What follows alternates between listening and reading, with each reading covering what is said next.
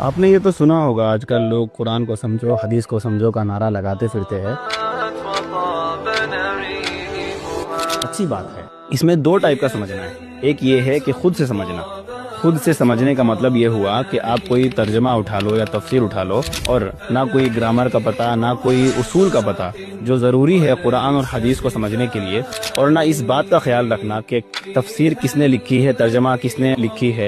بس ترجمہ یا تفسیر اٹھا لو اور قرآن اور حدیث کو سمجھتے جاؤ۔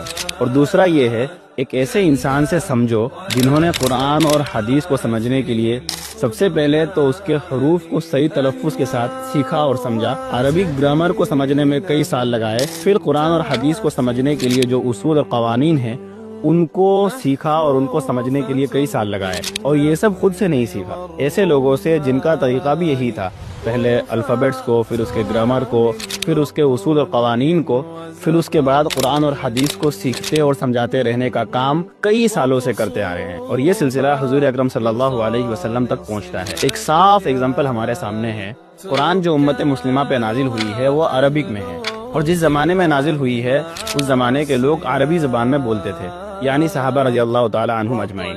سب سے پہلے قرآن اور حدیث کو سمجھنے والے وہی تھے، لیکن انہوں نے خود سے نہیں سیکھا، انہوں نے حضور اکرم صلی اللہ علیہ وسلم سے سیکھا، کیونکہ اللہ تعالیٰ نے نبی کریم صلی اللہ علیہ وسلم کے بارے میں یہ فرمایا ہے کہ وہ تمہیں کتاب سکھائیں گے۔